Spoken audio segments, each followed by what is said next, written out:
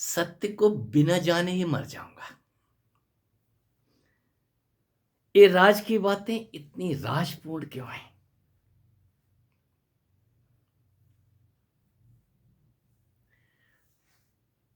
हम सब कुछ जानना चाहते हैं। ये पंडित्यपूर्ण बातों में हम उलझ जाते हैं। क्या हमारे नसीब में कुछ नहीं है? आपके नसीब में सब कुछ है। जब मेरे नसीब में हो सकता है तो आपके नसीब में भी सब कुछ है।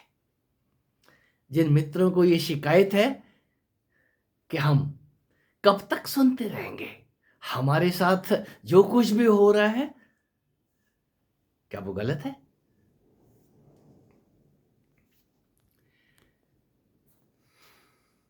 हिम्मत करता हूं बोलने की, इसीलिए हिम्मत कर रहा हूं। आपकी उस राह से एक एक जन्म में गुजरा नहीं हूं, जन्म जन्म गुजरा हूं। और आप भी हर जन्म जानने के लिए ही जन्म लेते हैं। ये जन्म सार्थक होते हैं। सार्थक होते हैं तब जब आपको पता तो चले कि आप पैदा कब हुए हो। ये पैदा होना, मित्र, मां के पेट से आना एक अलग बात है, और रोज बिस्तर से उठ के बैठ जाना एक अलग बात है। क्या आपको नहीं लगता कि नींद में आप तन छोड़ के कोई और ही दुनिया में होते हैं? पूज्य पंडित अरुण कुमार शर्मा जी की कहानियां, इलाहाबाद से छपने वाली वो पत्रिका मनोहर कहानियां, उनमें छपा करती थी। बड़ी कौतूहलपूर्ण कहानियां मैंने भी पढ़ी हैं, और उन कहानियों में राज थे, राजयोग, जो उन शर्मा जी ने अपने योग जीवन में उन योग रहस्यों को जाना था। कहते कैसे? क्योंकि वो राजऋषि थे। वो एक प्रकांड पंडित तो थे ही, एक राजयोगी भी थे। और कोई राजयोगी, ये महाभारत, रामायण, जो भी धर्म ग्रंथ हैं, ये राजयोग की कहानियों से भरे पड़े हैं। कोई राज तो जान जाए ना, और जो राज को जान जाता है वो राज भरी कहानियां लिखता है, कहानियां कहता है। उसकी वाणी में राज कुछ नहीं होता, क्योंकि उसने जो जाना है उन शब्दों को वो पिरोता है, शब्दों की माला गूंथता है। अरुण कुमार शर्मा जी बंगाल में किसी नदी के किनारे किसी योगी को देख रहे हैं, और वो योगी वृद्ध है। उफनती नदी में से वो कूद के जाता है, एक मुर्दे को घसीट लाता है। और मुर्दा कौन है? युवा। उस युवा मुर्दे के तन को वो बाहर ला करके उसके ऊपर उल्टा लेट जाता है, उसके मुंह में फूंक मारता है, नाक से नाक मिलाता है, आंख से आंख मिलाता है, और थोड़ी देर में ये ऊपर जो बुढ़े योगी का शरीर था वो लुढ़क जाता है, और वो नीचे पड़ा हुआ मुर्दा जिंदा हो जाता है। ये कौन देख रहा था? अरुण कुमार शर्मा, या कोई और पंडित, या आप, या मैं? हम सब उस राजयोग से जब परिचित होते हैं तो नित्य ये मुर्दा बिस्तर के ऊपर आपको दिखाई नहीं देता। ये मुर्दा तन ज्यों ज्यों आप जाग रहे होते हैं, कभी उल्टा होता है और कभी सीधा। आप किसको जिंदा कर रहे हैं? वो मुर्दा जो दिखाई नहीं दे रहा है वो आपके ऊपर चढ़ा पड़ा है, वो फिर भी दिखाई नहीं देता, आपके स्तन के अंदर आवेशित हो जाता है। ये राज नित्य घटित होता है, किसी ध्यानी के जीवन में, किसी योगी के जीवन में। और जब इस राज को आप थोड़ा थोड़ा जानने लग जाते हैं तो आपके अंदर वो शब्दों के कीड़े कुनमुनाते हैं। अब मैं किसको बता दूं? तो वो कहानियां परोसता है, पूजने के लिए नहीं।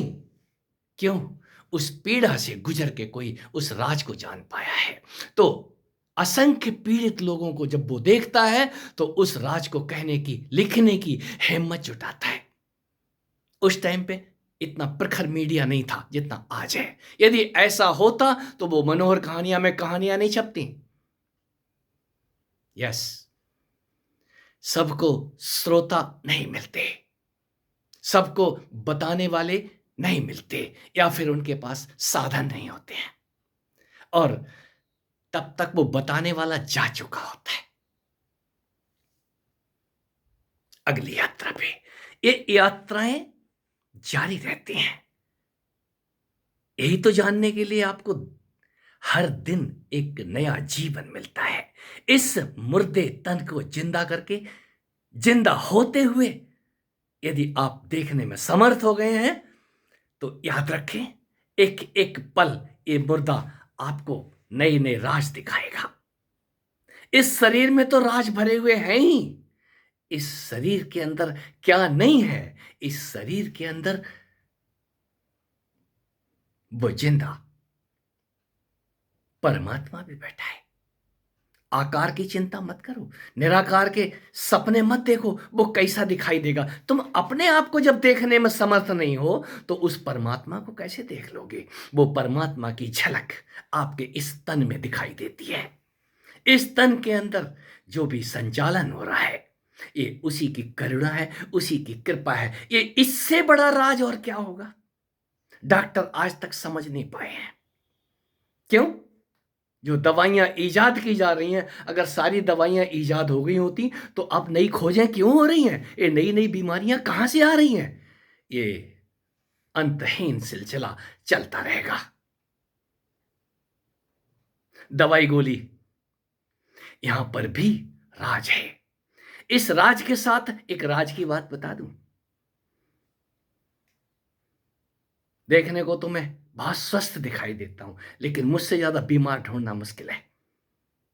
एक से बढ़कर के एक बीमारियां भरी पड़ी हैं, और उसका नतीजा देखता हूं, ये तन अपना डॉक्टर स्वयं है। अपनी बीमारियां अपने आप ठीक कर लेता है। जो बुखार बरसों से लेकर के घूम रहा हूं, आज देखता हूं वो तो बुखार तो है ही नहीं। दवाइयां खा करके मुंह कड़वा करते हैं हम। ये तन अपने आप मुंह कड़वा कर देता है आपका, और हम बोलते हैं मुंह कड़वा है इसलिए हमको बुखार है। नहीं, ये तन अपनी दवाई अपने आप बना रहा है। वो मुंह कड़वा करके जो भी आपकी जो ग्रंथियां लार छोड़ रही हैं, वो कड़वापन इस आमाशय को परोस रहा है। वो ये नीम, आपका तन अपने आप नीम, नीम के गुण, जो भी औषधियों के गुण हैं, प्रोड्यूस कर लेता है। धैर्य कहाँ है हमको? बीमार हो गए हैं, बिना डॉक्टर के तो ठीक नहीं होंगे। मर जाने दो इस तन को। मरते हुए कोई देखो तो हिम्मत कहाँ है? दूसरे से पूछते हैं, कोई सरल सी विधि बता दो। पंडित जी, गुरु जी, अपने गुरु आप बन के देखो। पहले तो आप चेले बन जाओ अपने। जब हम अपने शिष्य होते हैं तो शेष होने के लिए प्राणपण कोशिश करते हैं। शेष आपको ही होना है। जब आप शेष हो जाओ, याद रखना, शिष्य होने की पात्रता पैदा कर दी है, और वो गुरु आपको ढूंढने की जरूरत नहीं है। वो गुरु खोजता हुआ आपके शरीर के अंदर ही दस्तक दे देगा, और उसकी दस्तक बड़ी मधुर होती है। पहले तो वो आपको बीमार करेगा। यदि बीमारियां डॉक्टरों से, भोपाओं से, ओझाओं से, तांत्रिकों से इलाज कराने गए तो इलाज तो वो कर देंगे, लेकिन कालांतर में उससे भी बड़ी बीमारियां आएंगी। तब क्या करोगे? ये बीमारियां सिखाने आती हैं, ऐसा मैंने जाना है, और जान के ही बोलता हूं। इसलिए बोलता हूं ताकि मरूं तो अगली यात्रा पे जब मैं वापस लौटूं आपको पुनः बोलूं। हर बार चिल्लाने आता हूं। क्यों? मेरे गुरु ने इतना ही कहा था। अपना तो सभी कल्याण कर लेते हैं, अपने साथियों के भी सोचो। जो अपने साथियों को आगे करके चलता है, हे बुआ, हे कुंती माँ, मैं तेरे पांचों को वापस लेकर के आऊंगा। तेरे पांचों सदा सुरक्षित रहेंगे। मैं उन पांचों की खोज में हूं और मैं उन पांचों को लिए बिना कभी नहीं जाता। उन पांचों को अपने आगे रखता हूं, एक भी छूट न जाए। आप भी उन पांच में से कौन से हैं, आप फैसला करें।